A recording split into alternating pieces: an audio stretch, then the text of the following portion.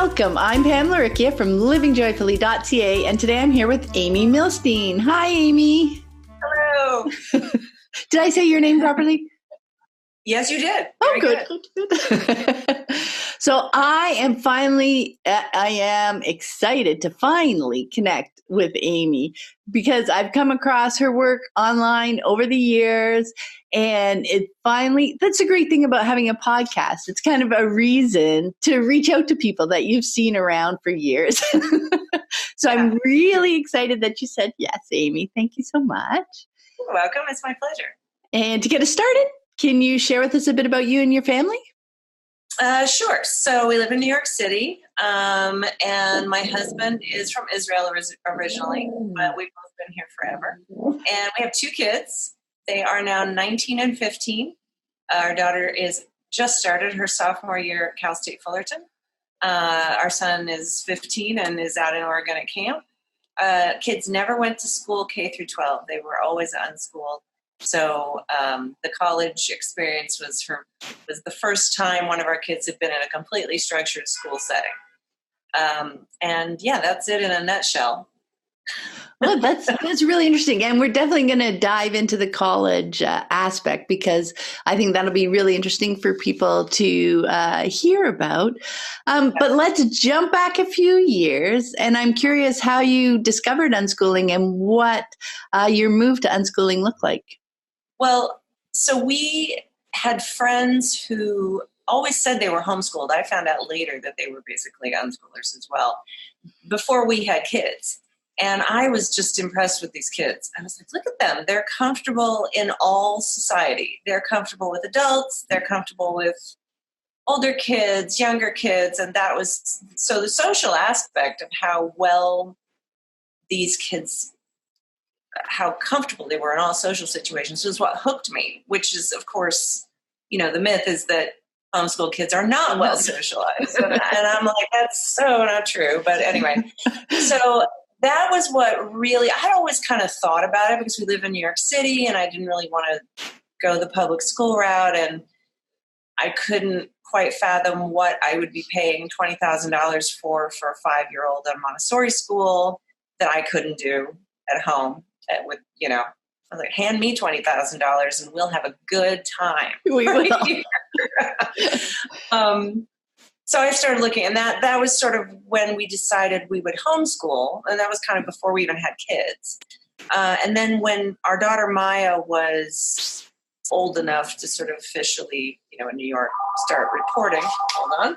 Let me just turn that off. Okay. We started with kind of a Waldorf-y type curriculum. And that was fine, but after maybe a year or so, I figured out that what she really liked was just the sit-down one-on-one time with me. And then it became a situation where she didn't want to do some of the stuff that I had planned. And I quickly thought, well, I didn't sign up for this to sit and argue with my kid about schoolwork. Because if I'm going to do that, I'll send her to school and we'll argue about homework. That just wasn't. And by that time, Ben had come along, and he was very clearly not going to be a sit down at the table and do work kind of kid, because his eyes would just roll back in his head if you suggested coming over and looking at something at the table. And so I thought, that's not going to work for him. And by this time, I was familiar with Sandra Dodd and Wendy Presnitz and their writing and Wendy's magazine. And so I thought, maybe we'll just ditch it altogether. And I suggested it, and it was met with great enthusiasm. And I thought, if we ever need to, we can come back to it, which is, I always tell people, nothing is set in stone. If you need to jump in with something, if you need to change the way you're doing things, that's the beauty of it. You can. Nothing is, this is forever like this.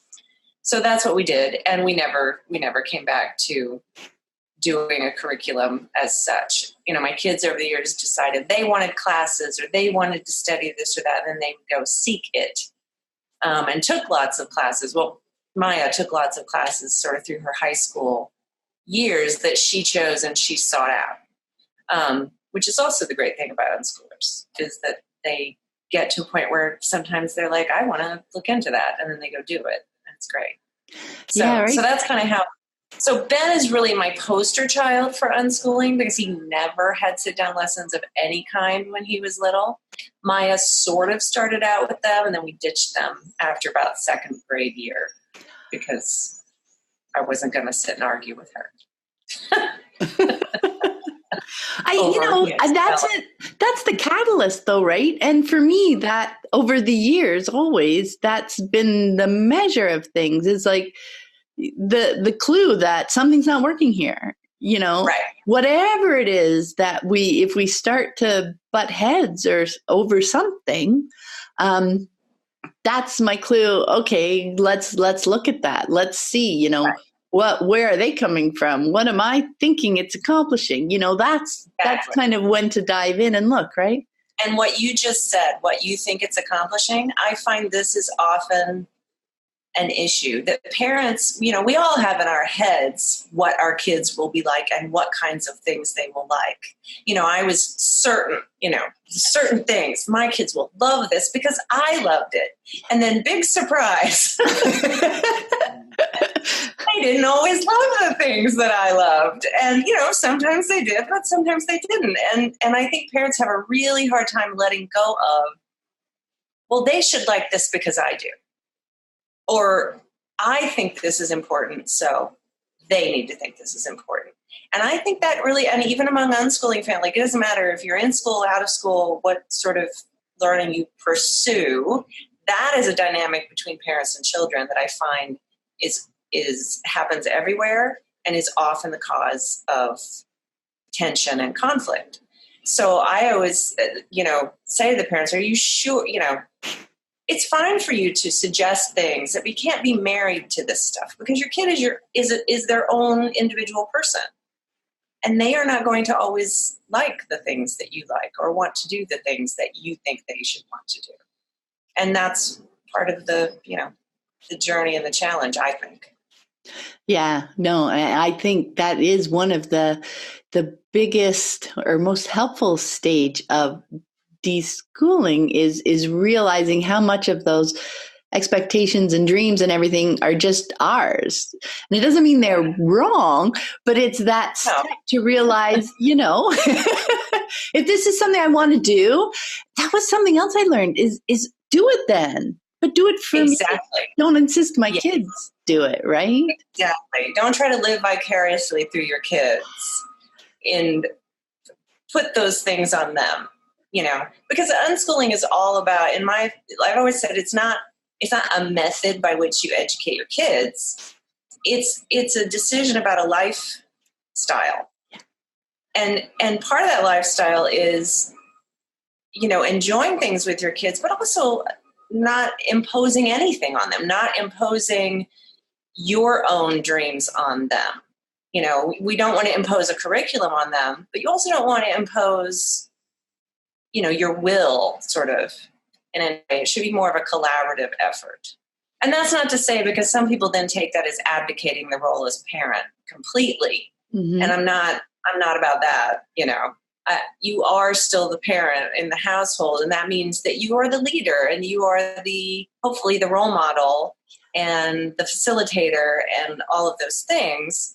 And I always say to people, don't get me wrong, I have had my days where I just wanted to scream because it's my decision, and I've not been that perfect, let's all get along, kumbaya woman my whole time as a mom, that's not. But that's how, that's part of everybody learning too, right? I mean, not all people, you don't want to come across as perfect. Because it's an unrealistic expectation for your kids too. Even if they think once I'm a parent, I need to be perfect or whatever, right? So it's talking through these things. That's the great thing about realizing when you're seeing things differently than your child, because that's an opportunity to share, where you're coming from, what you're seeing, what you're thinking. And, it's always turned out that I've learned more about them, and now I've understood their perspective. I've never gotten to a point where I felt I needed to impose my will, but I can share my experience, my thoughts, my kind of worries, and we work together to figure out a path forward because they want me to be comfortable too. Like I was telling you earlier, my son's not feeling very well. He's out on a trip, yet we're working together, but now it's by text conversation instead of face-to-face conversation, right? Like what can we do to help you feel better? What are symptoms? Like all that kind of stuff. It's just working together as a team when something goes awry, right? Right. And also being open with your kids, which I think some parents have this feeling that they can't be honest with their kids about why they feel a certain way. And I always use examples from when kids are little, and I would talk to parents and bedtime is always a big thing. And they would be like, well, but they need to go to bed at this certain time. And I would always say, why do you want them to go to bed at that time? Well, because they'll be tired. And I would just look at them and be like, is that really why you want them to go to bed at, 8:30 or 9? And then they'd be like, well, we'd like to have some time to ourselves. I'm like, that's right. So you know what? You can say that to your child. I used to say to my kids, look, you need to be in your room, and I don't care if you go to sleep, but I need some time to myself or I will be grumpy tomorrow, and none of us want that. And kind of present it in this way, like it's coming from me. It's not, because I find it insulting to kids for parents to say to them, well, I know your body better than you do, and so you're tired. Even if they are tired, they probably are tired. But I don't like someone pointing at me and saying, hey, you need to go do this because I can tell that you're exhausted. Then I'm like, if you're choosing to keep going, there's a reason you're choosing to keep going and doing something even though you're tired. Right. So I always say, be honest with your kids and say, I need some quiet time in the evenings. This is why we would like, for you to be in your room or whatever. And I always said, you don't need to go to sleep because if they are tired and they're in the room, they're going to fall asleep most of the time. Or they don't have to be in their room, but, they have to be somewhere so you can have some quiet time. This is what I always did.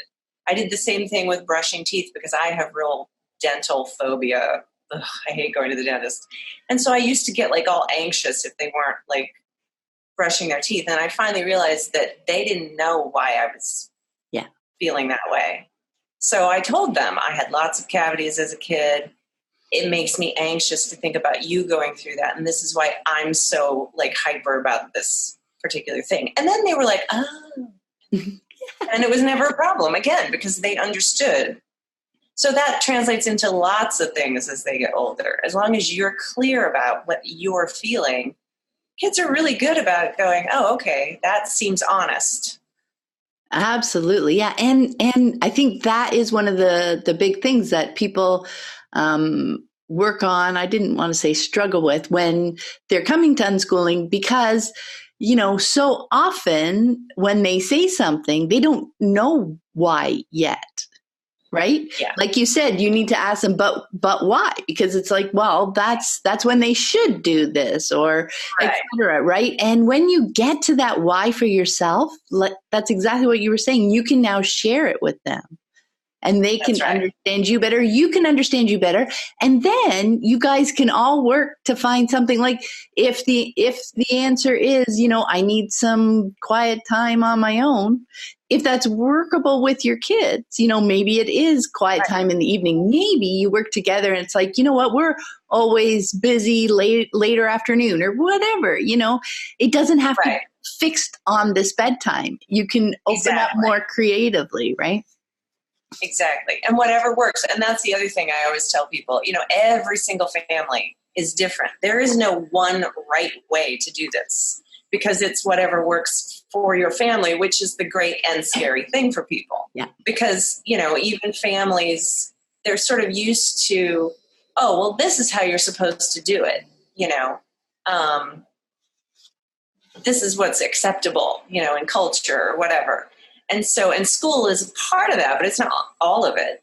Mm-hmm. And so when suddenly it's like, look, it's all up to you. Isn't that great? But that's also terrifying.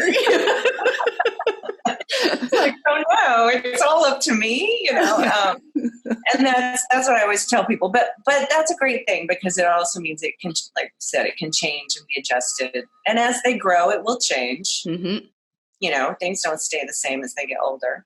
Yep. I mean, that's another great thing about talking to your kids about things as they come up. It's right. that you'll see over time that everybody's reasons for things, everybody's needs or wants change over time. Yeah. And they can gain that experience and they get that experience of not being so married to, married to something, right? And that is something that I think is so valuable to bring into adulthood too, right? Because so many of the conventional messages are, you know, do this, pick this, and live it, you know? Right. No matter if you're miserable. Yeah, exactly. That it's a bad thing to change course or step sideways or whatever when really it's not. Not at all. No. I have to say that's one thing too. I know we're going to get into the college thing, but, you know, Maya is enjoying college right now, but she knows, and we've been very clear about the fact that if that would change, if she would find an opportunity that required her to leave school and pursue it, whatever, or if she stays and loves it for 4 years, all of that is good. Mm-hmm. And I've told her several times, please pay attention, because I would have pursued photography much, much, much sooner had I been paying attention, or anybody said, you know how you forget time when you're in the dark room and forget meals? You don't do that for anything else. That should have been a clue. Mm-hmm. But I was, you know, majoring in something else, and I just didn't have that ability to notice that this other thing was really pulling my interest over here. So I've always said that to my kids, pay attention to those things that you keep coming back to, or that you just, like, you get so absorbed in that you forget everything else. That's a real clue. And you should always pay attention to that. So I'm hoping that I've sort of, you know, made it clear that they're paying attention, because that's something that's hard to do for them. I mean, I will always say, hey, you seem like you really enjoy that or whatever, but you know, in the end, it is that is the other piece too. I mean, yes, we're going to get to the questions, but this is so interesting. I know, but that's the piece too, right? That you can share your observations, but it's still their journey, right? It's still when they decide that that's important enough to take that step or not, right?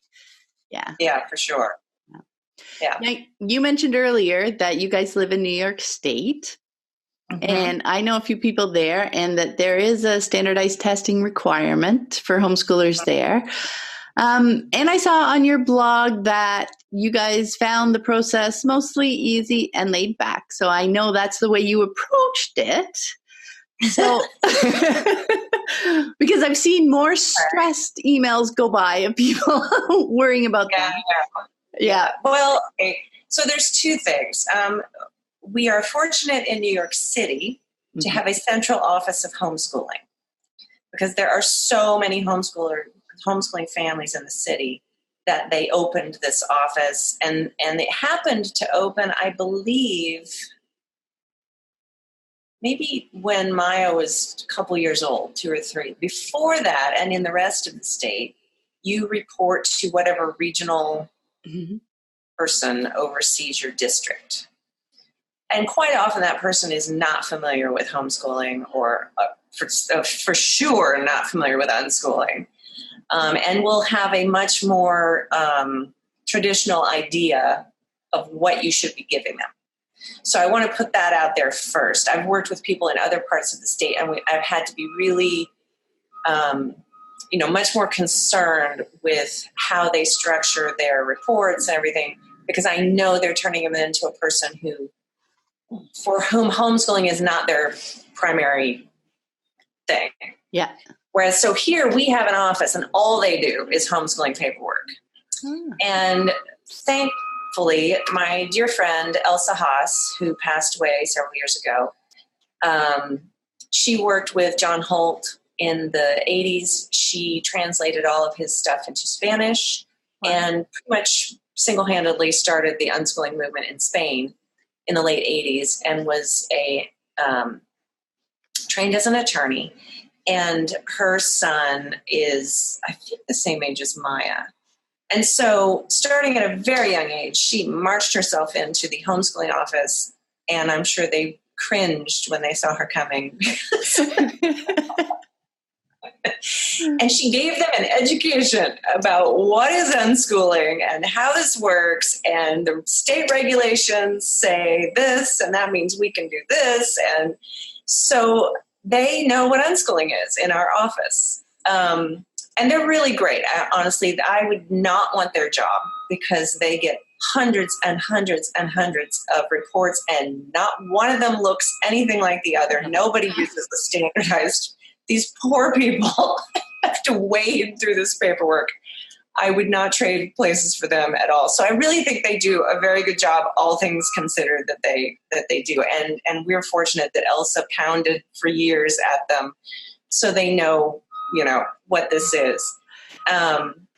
So standardized testing in New York State is required starting from every other year from the 4th through the 8th grade.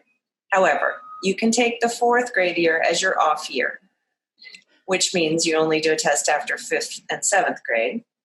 Mm-hmm. And then you have to take a test every year at the end of the year, or at some point during the year, every year in high school. So 9, 10, 11, 12. But it's not anything like the testing they do in schools. It's not nearly as long. And, I don't do test prep for my kids. I would just be like, here it is. And they would do it. And, that was it. You have to score on or at or above the 33rd percentile in order to be deemed okay to continue. And those are turned in generally at the end of the year, those results with your annual assessment. Apart from that, you do your letter of intent to homeschool every year and your IHIP. The IHIP is where people freak out a little bit, especially unschoolers, because they're like, how are we going to, tell them? IHIP stands for Individualized Home Instruction Plan, for people not here. And so for unschoolers, it's more free-flowing. So I always put together a list of things I think that we'll probably do. Classes I know they're interested in, trips we might take, whatever. Yeah. And then I say this is all subject to change because we're unschooling. But I guarantee detailed quarterly reports of what we have done. So like the IHIP is just sort of an outline for them so that they see you're not just, in their eyes doing nothing. So, which you can't do anyway, but that's a whole Sandra Dodd, our nothing day conversation that we won't get into now. But, and then in the quarterlies, what I do for myself is keep a draft email just in my drafts. And every time something happens, we have a conversation, we go somewhere, something that I think, I throw it in the draft email because I will not remember it otherwise. Yeah. And then when I'm doing the quarterly reports, I pull that up and I personally plug everything into sort of a general subject area. Now, Elsa didn't. Elsa would literally make a list in no particular order of everything Tyler had done and send it to them and let them sort it out. And I feel badly enough for them. I don't do that. So I kind of, sort it out and I send it in. And that's it. And it really, I've done it so much now that it takes me maybe 20 minutes to do a quarterly report. Sweet. So, it's, and Elsa and I sort of agreed with this. We're sort of the opinion that our paperwork is our best defense here. Because we get that letter of compliance at the beginning of the year after you've sent in your IHIP and your thing. And as long as you're in compliance, which means you send them their stuff when they need it, no one can say anything to you about what you're doing with your kids. Why aren't you in school? What are they doing? I'm in compliance with state regs. And that's all they need to see. Now obviously, if there's some extreme situation going on, I'm not excusing. I'm just saying, for like people who, are too nosy and curious about why my kid's at the playground in the middle of the day and clearly they're of school age, stuff like that. Yeah. Which, to be honest, in New York doesn't happen very often. But still, it's a good, I always felt like it was a good thing to have. And I liked it, too, because I got to kind of check in at what we'd been doing, which was really fun. So I don't see the paperwork as a bad thing. I know some people do, and they can, Yeah. And I always say to those people, look, if you want to change the regulations, don't harass the people in our office here. They do not make the regulations. They work for the state. They are trying to do their job and check off those boxes. If you want to change the rules, go to Albany and talk to your elected representatives. If that's your crusade, if you want to do that, by all means, feel free. But I'm very that's not my crusade. So I'm happy to give them what they need in order to find me in compliance of the regulations.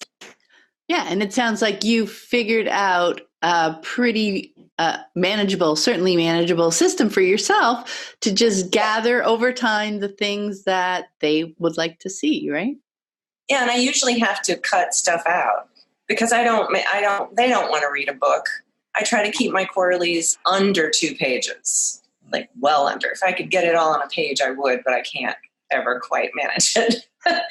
But, because they don't want to wade. Again, they're getting hundreds and hundreds of these. Mm-hmm. They don't want to have to wade through 10 pages of, me waxing on about all the stuff we've done. I like to keep it short, But yeah, no, and I love that idea of just, taking a quick note when you have a chance throughout the quarter, whether it's a daily or weekly or whatever, but just because you're right, all those little bits that truly do fit, that are just life, right? You'll forget about them 8 weeks. Completely forget. Right? Yeah. I would never in a million years. And I think that's where stress comes from sometimes. Because people think they'll remember all this stuff, and you just don't. So it's really good to have some sort of, whatever, putting a note on your phone or whatever it is, however you can keep track of it. Mm-hmm. I think it's the most valuable thing you can do. And it makes it so much easier on the day that you're like, oh my gosh, I have to send in that quarterly, to know that you've got all that information there. And you just sit down, basically transfer it over. And I feel like since you're just noting everyday stuff that you're doing, what a really cool journal too, for just the fun moments of your life, right? Yeah. And sometimes it's little things, I always tell people they tend to have this idea that anything you put on the quarterly has to be something you've done every day for the whole time. Mm-hmm. And I'm like, no, because, sometimes things that stick in our head for years and we really come back to again and again weren't things that were long, prolonged, deep dives into stuff. Sometimes it's an hour-long conversation with someone or something you see, in a movie or on TV or whatever. And those things are equally valid and important. And so don't think, oh, that was just, we were just in the car talking. Great. I have my best conversations with my kids when we're on long trips in the car a lot of times. So, mark it down. That's a great point. And it's also, you can see how that's totally valid because when you think of school, right? It's just those little moments as they're cycling through topic after topic, and the amount of actual, kind of learning time that's interspersed with all that management time, what's important is that connection, that learning connection in the moment. It just happened to be that sitting in the car was that moment, or standing in the kitchen was a moment that you took that deep dive for half an hour or 3 hours, whatever it was, into that particular topic. But now, they've absorbed that now for real, right? That's a connection they'll keep. Yeah. And those are the things, I've had conversations with people whose kids are in school, and the conversation that comes up every fall is all the things kids forget over the summer, right? So this is why, and I'm like, don't even get me started on this, because if they don't remember, they never learned it. They kept it in their, short-term memory for a test or whatever, and then it was gone. And I said, and here's the proof that kids do not just forget things that they've really learned. And that is that ask any kid about their favorite book, movie, game. They could have played it years ago. They will tell you in detail all of the elements and how it works and what they felt about it and who did this and what. They learned that because they were really interested in it. So all this stuff that they're forgetting, it didn't make a real connection for them, right? No, it didn't make we all have that connection. Yeah, I mean, I don't remember a ton of the stuff I supposedly learned in school. I know. Okay, so you mentioned earlier that Maya chose to go to college last year, right? So I would love to hear the story about how that choice came about and how you helped her along the way. Well, we'd always said we don't have any invest. They can go to college, not go to college. My husband, Joshua, didn't go to college. He's a super successful business person. My brother's one of the smartest people I've ever met. He also didn't go to college, very successful in life. So I've never had this idea that you have to go to college. Mm-hmm. In fact, part of me was sort of like, maybe backpacking across Europe would be a good idea. I was sort of like, but she had decided that she wanted to go to school. For a while, she was thinking about school in Europe, which I was also like, do that. Because I thought, I don't care what you study. You'll be in Europe. You'll be living in Europe. And that's the best education you can have. But in the end, she has a lot of friends on the West Coast that she met at Not Back to School camp. And she's always liked California. So she decided she wanted to go to school in California. Now, this decision, I think she had pretty much decided on college by the time she was in her official 10th grade year. So then she decided she was going to take the ACT. Mm-hmm. And I said, okay, great. So I went with her and we picked out ACT prep books. And she asked us to get her a math tutor because she felt like that was her weak area. So we did. And then that was it. I never asked her if she was studying for the ACT. I never told her maybe you should do a test. She'd be like, I'm doing a prep test. Don't bother me for an hour, in her room, whatever. Like, okay. So she did all of that. And then I went with her to California in the spring of her junior year to look at colleges. By that time, we had gotten to that point.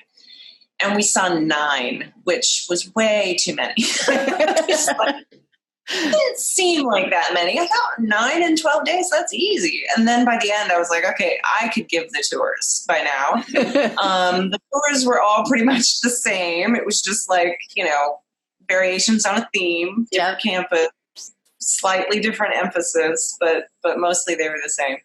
And we saw all Cal State and UC schools out there. And then because she felt like she should, we went and viewed Binghamton in New York, which is State University of New York, mm-hmm. in Binghamton. And then she applied to Ithaca, which we didn't actually visit. So we did that, and she kind of narrowed it down to the ones she wanted to apply to. She took the ACT actually she took it twice. And that was her decision as well. We kind of messed up the dates. So the first time she took it was when we were in California. So she took it in California, which, And I actually thought this will either be great in that she'll be completely out of her headspace because we're in a place, or it'll be a little bit too nerve-wracking. And it was kind of the second. So she took it again and did bring her score up, which was great. She felt better about it after that. But again, this was all her. I didn't say you should take it again. I didn't, I basically just said, what do you want me to do? And then I did that. And so we saw the schools. And then she applied. So you get a letter of completion from the Department of Education in New York. It is not a diploma. Mm-hmm. It is, here's your letter that says you've met the required standards. Yeah. It doesn't say anything about where you are in those standards. It's just you're done. And So we got all of she went on an Unschool Adventures trip to Southeast Asia with Blake Bowles. Yeah. The fall of her official senior year. So we were doing college applications and writing up transcripts and stuff and getting it all ready to go because it's all submitted online. And then I actually submitted them while she was away. And like she texted me, you got to submit tomorrow. So like, here's my login. And I just like log in and hit send. And then they all have. And so that was kind of, I mean, her senior year was not a typical senior year at all because she spent 8 weeks of it traipsing around Southeast Asia with a bunch of unschoolers, and it was great. It was awesome. And by the way, a little plug, if anybody is looking at Unschool Adventures with Blake, Sweet. do that. He's great. He's great. The trips are great. It's an amazing thing. So she got accepted to Ithaca right away, which was upstate. Mm-hmm. So that was kind of a relief. I thought, okay, good. Because I thought California could just be like, oh, you guys are really funny. Like just, this panic attack. So what if they look at this and go, these people are so funny. They think that they're going to get in here. Because I knew how the New York state system worked. I had no idea how California would look at this stuff. And when we were there, they talked about all these required tests that California high school students have to take if they're even considering going to college. And of course, we didn't have any of that, but she'd never done like Regents, which are the equivalent tests in New York, or, there were no APs. It was all just, here's our 12 years of unschooling, and she got into all but UCLA. She applied to 6, I think, 5 or 6, and she got in everywhere. She got into UCs, to Cal States. Mm-hmm. It was great. So I was like, oh, yay, that works. So, Yeah. And she chose Fullerton. She chose Cal State Fullerton, which was the very first school we saw, and kind of had that vibe where I was thinking, too, this felt like the place that she would like. Mm-hmm. And so that's where she went. She absolutely loves it so far. She did great. She not that, and again, like she was on the dean's list, which I feel like to me, that doesn't mean anything. I wouldn't care if she was or she wasn't. Yeah. But it's one of those things that people go, wait, she never was in school and then she was on the dean's list? And I'm like, my whole feeling about it is she chose to be there. This was all her. This was not us saying, we expect you to go to college. Oh, you need to do all these advanced courses to get into college. Yeah. It was all, so because it was completely her choice and her motivation to be there, that's her motivation to do well while she's there. She wants to be in every single thing that she's doing there. Some classes are more fun, some are not. That's not going to be any different. But I feel like a lot of the kids who she knows there, and she has said, they're really burned out because they worked so hard to get into college. Yeah. They're there and they're just like, oh, I don't want to do this anymore. Like they're burned out of all of that. And so they struggle a little bit because they don't want to do more homework and more classwork and, they've been doing this forever.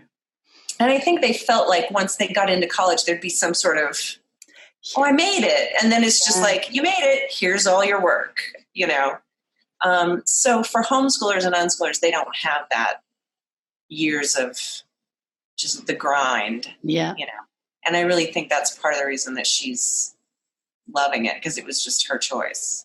Mm-hmm.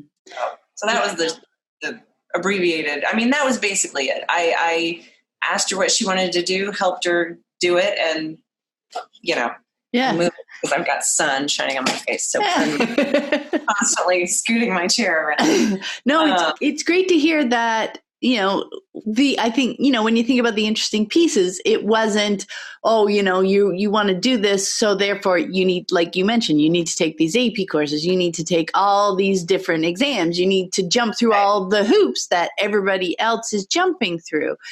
But that's not necessary. You don't have to switch up your life just really because that's a place that you're interested in, right? It's really shocking to people when I tell them. Mm-hmm. Yeah. I mean, like seriously shocking. People can't quite wrap their head around the fact that we didn't do all that. And we kept thinking we were doing something wrong because we hear people talk about the college application process as, I mean, you know, it is the Hunger Games, man. It is like, except everybody, I would say that about New York City high schools. It's the Hunger Games in reverse because everybody wants in. Yeah. And it's a little bit like that when I hear people talk about college applications. So we did like the whole thing in about 4 hours one Sunday afternoon. I sat on the couch while she filled everything out. If she had a question, she's like, what do they want here? And I would look and I would ask her, and she wrote her essay questions for the UCs because they don't do the Common App that most everybody uses.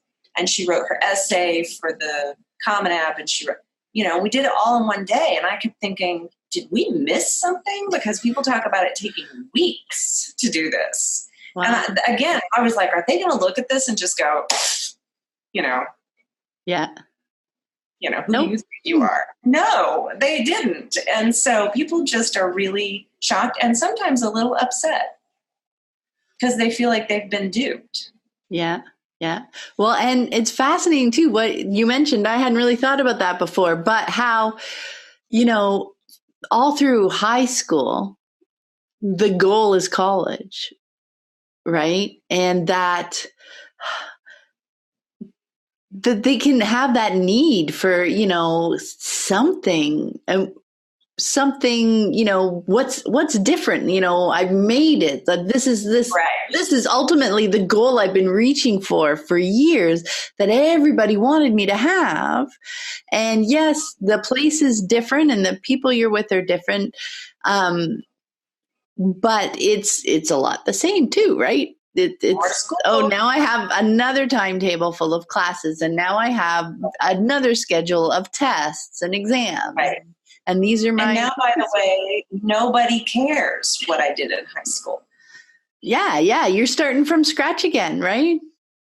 Like, so all this stuff that was supposed to be, you know, life or death. I mean, it is presented as this is your, you know, man, if you don't get these grades. Like I get the feeling it's presented like you will forever be looked upon as if your grades are lesser. The truth is no one cares what you got as a grade in any class once you're no longer in that building. Yeah. Nobody cares. You're accepted to college. They don't care. It will never be mentioned again. So because all they care about is then how you do now that you're here. Yeah, you got through that hoop, and now that's behind you. Yeah, so I think kids are really sort of like, I thought I was going to feel like I had achieved more. Yeah, things were going to feel different. Yeah. So, I think you've kind of answered some of the next question, which was, I was just curious what the experience has been like for her this first year. And you said she's happily chosen to return again. Yeah. But was there anything else you wanted to add about that, her experience there? I mean, I think it's been, you know, obviously there are challenges. She's living on the other side of the country. She got a car. You know, we live in New York City. Car? Yeah, it's a car. But in California, in the LA area, you really need a car. So she has a car, you know, she this year, so Fullerton really only has dorm space for freshmen. So she was in a dorm last year with her roommate, who luckily she got along with great. They had a really nice relationship. And this year she's living in an apartment with 3 other girls, and it's not affiliated with the university, but it's like a block and a half away. So they cater solely to university students. So that's a whole new thing, you know. It's also the first time she's ever had a washer dryer in her living place, because we live in an apartment building and we have a laundry room. Yeah. So she's like, oh my gosh, a washer dryer. So like there's things like that that are really funny that she's just never experienced. And I think I really am trying to think. I was trying to think of, some negatives. I think she was overwhelmed at times, but she really powered through it. I think she's sort of been pleasantly surprised. I think she thought she was going to have a lot more catch up, have to play catch up, compared to the people who'd been in school the whole time. Yeah. And she's like, that's not true. She's like, I don't know what everyone's doing in high school, but yeah. She doesn't feel like she's behind. So that's good. Exactly. And let me think. Food, I don't know. It's just more life stuff, really. Yeah. I feel like homeschool kids have an edge a little bit in that regard because they've been doing life stuff more or less sort of along the way. Some they don't, but it's not like a huge jolt to their system when they suddenly have to do it. And she's got a job on campus. That's a new thing this year. She didn't have a job last year. So she's having now to sort of figure out how to get all of her studying and work done. So. Yeah, no, I mean, that's great. And you're right. I think it is more, it's just managing what life looks like right now. Right. And as you said, that's something they've been doing in their lives. Like I remember when I went to university, my gosh, that first year, like people had no clue because they had never had that freedom. Right. It was crazy. As I think back on it, it was really, and I mean, I lost my roommate at Christmas. She was gone. So many people dropped out at Christmas because they just didn't know how to manage it themselves. Yeah. Right. So it's the same thing, high school classes, teachers, tests and everything, but without somebody, looking over your shoulder. Yeah. Yep. So her time management is great. Yeah. She's really good at that. So I think that'll work out. Yeah. That's awesome. And if she decides tomorrow, like I said, to do something else, that'll be fine. Yeah, exactly. To college. Very sweet. All right. I would love to know what has surprised you most about how unschooling has unfolded in your lives over the years. Something surprised you? Unexpected? Well, I will say, even though I knew my kids are different, I mean, this is why, of course, one size fits all schools don't work. Yeah. Every kid is different. I would continually sort of be surprised at how different they were. But I feel like one of my favorite things about unschooling or just learning outside of school, sort of having a self-directed world, is when I hear people with kids in school talk about how like everybody's in school and parents are at work, everybody's in their own space, then they sort of crash together in the evenings. They collide and they're still maybe in their headspace from whatever they've been doing. It's really hard to get some sort of flow going in that restricted time. And then there's homework and then and so school kind of takes over the whole family's life. And it's really hard to find a rhythm. So what I loved the most and what I think was, I guess I didn't expect it. I don't know if I could say it was a surprise because it kind of came into being gradually. But when I look at it, was how well our lives were able to mesh, even though my kids have wildly, different personalities and they have different interests.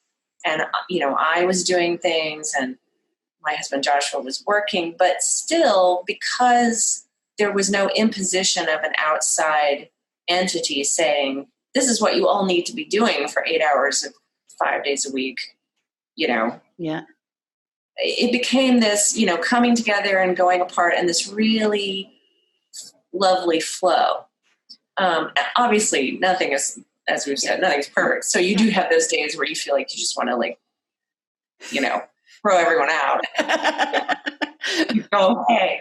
But I think there's a lot less. People always say to me, I could never spend that much time with my kids. I get that a lot from people. Mm-hmm. And I think, I think you could. I think the reason you feel like it's hard to spend time together is because and it's this collision course. Whereas when you're together all the time, and obviously not all the time because we're doing different things, but you don't have that. Mm-hmm. So everyone's able to ease into their own thing while being around everyone else. Mm-hmm. I don't know if that's a good explanation. No, but I think that's the most unexpected benefit. Yeah, I would say is that ability to have that. Yeah. And then how much my kids learn without me sometimes people are like, how does Ben know that? And I'm like, I have no idea. Yeah, right? I mean, I hate to sound like but I really don't know how he knows that, and they know things that I didn't teach them. Yeah. That's just the greatest advertisement because kids learn things. They're curious about stuff and you don't have to always be standing over them, making sure it's happening. It's going to happen no matter what. It really, and that's the fun thing. Like for how much we connected and flow, there is always so much they know that we have no clue. Right. We connect and we flow, but I don't actually have to be overseeing every minute of their day. Yeah. And I'm even more confident that it's all good because, I was sort of taking it on faith that everything would work out if she wanted, like if one of my kids wanted to go to school. Now I could say for certain, you know what? Mm-hmm. It works. It'll work, And the greatest thing about unschooled kids is that they know how to find out what they need to know. If they don't know it right at this second, they know where to go look. Mm-hmm. And that's the best skill because that's what we all do when we're not in school anymore. We don't have to memorize all this stuff. We just have to know where to find it when we need it. Yeah, and find it in the way that we want to absorb it.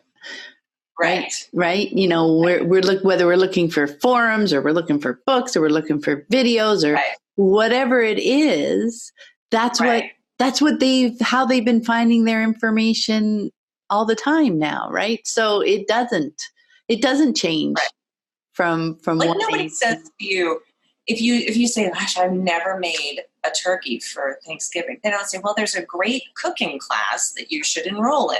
Yeah. Like, I mean, you can do that if you want to, but people would be like, you can just find that online.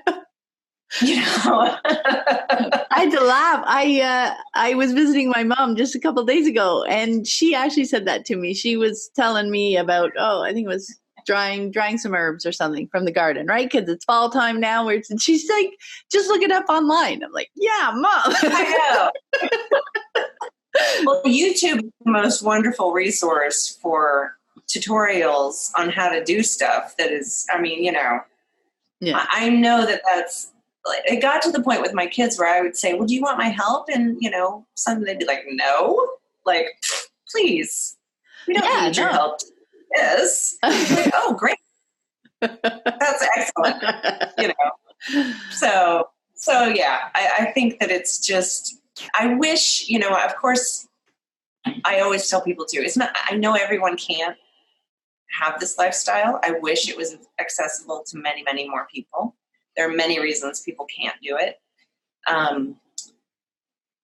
that are valid. And, that's also another conversation is how to really realistically make this sort of available in some way or another to more people. Mm-hmm. But I think for anyone who's thinking about it and can find a way to make it work, it's fabulous. Yeah. Yeah. And, you find out in the end that so much of it comes down to our relationship and our lifestyle, right? So even if school is in the picture, there's so much that of that openness and that trust and that connection that you can still bring to that. Like, I mean, absolutely. Exactly. There's so much where school can just be a part, an aspect. It doesn't like you Right. you don't need to be bringing that whole system home, which ties back beautifully to the other thing that you said that I wanted to bring up is because people say, you know, I could never be with my kids that long, but it truly is with my kids within that system. Right. Right? Because you don't realize, like, you think that's kids. Right. Those are what society thinks, our culture thinks this is how kids are. This is how they act. This is how they behave.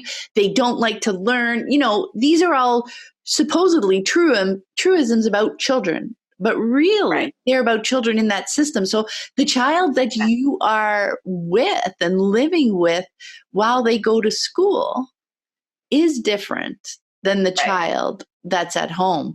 But so much of that you'll learn is about the relationship. And it's about the relationship you're trying to have them by bringing that system in. You know what I mean? That's right. I mean, it's right. a cool tapestry. The system wants you to bring it in too. Yeah, I mean, school is like wide reaching. They make all these assumptions and they try to sort of get the parents on their side, sort of against their children. Yeah. You know, like, well, you have to take our side if the kid is saying they don't want to do this or whatever. Yeah. And you know, so even if your kid is in school and you have this open communication and you are their advocate. Yeah. And you're not advocating for the school, you're advocating for your child. You know, that is better than, you know. Yeah. No, exactly. And that's why it's like, it's really, I'd say, you know, think a little bit more about summer vacation time, you know, stuff like that. Or when you go on vacation, when you don't have an external schedule that you're trying to meet so that you're trying to get your kids through this routine day in and day out. When that's gone, then you might have a bit more of a glimpse of the child that you might see. Yeah. I hope so. I mean, you know, I have this, you know, John Holt always said, we'll only change the system one family at a time. Yeah. It's never going to be a top-down situation. And so I always feel like if one person hears it and can institute even a little bit or think, oh, you know, that could work for us, maybe completely, but at least a little bit, I feel like it will have long-term effects that are good. Yeah. Oh, that's lovely. And I love the vision as you talked about just the flow of our days, because for me too, that was really the beauty of it all in the end, you know, as they got older too, as they were flowing through their things and we were helping them figure things out and they were, you know, old enough with enough experience and resources, they were helping us figure things out. You know, I was asking them questions and getting great help to do things. Yeah, for sure. That flow of unschooling is just beautiful, isn't it? Yeah, and it's a give and it's not just flow out from the parents to the kids. It really becomes this completely interconnected thing. And I learned tons of stuff from my kids that, you know, I don't know how they learned it, but yeah, I know. That was great. Yes, I definitely go to them first. Thank you so much for taking the time to speak with me today, Amy. It was so fun. Thank you. I'm so happy we finally got to talk. Finally. Yes, it was awesome. Thank you so much. And before we go, where can people find you and your work and your beautiful photography work as well online? Thank you. Well, they can always email me. My Unschooling NYC website is still up. I don't write for it anymore, but it's there, and there's tons and tons and tons of blog posts from the years that I was posting almost every day for like 3 years on there. So there's a lot of stuff there, geared mostly towards younger kids. But so if people want to email me, it's just my name, Milstein Amy @gmail.com. If you have any questions about unschooling or homeschooling or college or anything, I'm happy to answer questions. And my photography is at amymilstein.com. And there's a contact form in there too if you're interested in photography. I travel. I'll go anywhere. I have kids who are older. I can travel. So yeah. So, I would love to hear from people. Oh, that's awesome. And I will put links to all that stuff in the show notes for people. Thanks again so much, Amy. And I will talk to you soon. Pam. Thanks. Okay, Bye. talk to you soon. Bye.